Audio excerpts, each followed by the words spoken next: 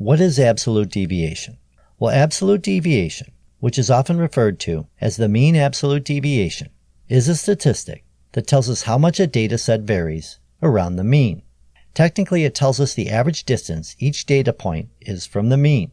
As a quick example, if you're looking to purchase new tires for your vehicle, and there are two different brands of tires that cost the same, and they both have an average life of 22,000 miles, which one should you purchase? Well, the absolute deviation can help.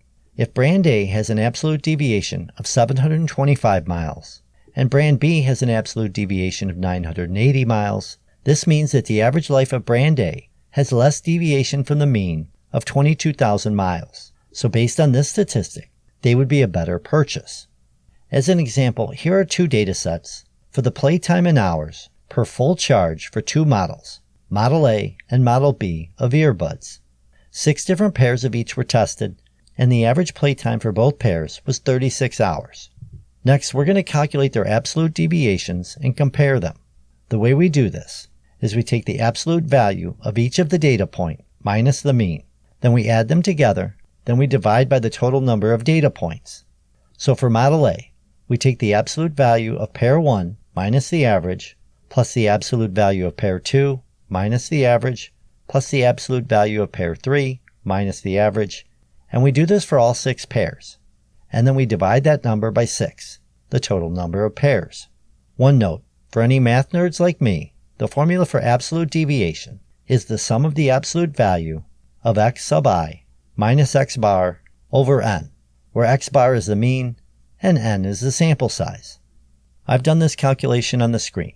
Absolute value of 31 minus 36 for pair 1, plus absolute value of 32 minus 36 for pair 2, and so on. Next, we get all positive values since we're taking the absolute value, and we end up getting 24 divided by 6, which equals 4. So the absolute deviation for Model A is 4 hours. Here is the same process for Model B, which gives us an absolute deviation of 4.67 hours rounded off. With Model A being 4 hours and Model B being 4.67 hours, this tells us that the Model A earbuds average playtime per charge are more consistent of having an average playtime of 36 hours. So based on this statistic alone, they would be a better purchase. Now this is an extremely small sample size, so you'd also have to take that into consideration. And here is a dot plot graph to show you this visually. Here is the average for both models, and you can see that Model A is more consistent around the average, and Model B is much more spread out. Alright my friends, hopefully you got something out of this video. I do have more videos right there for you. Till next time, I am out of here.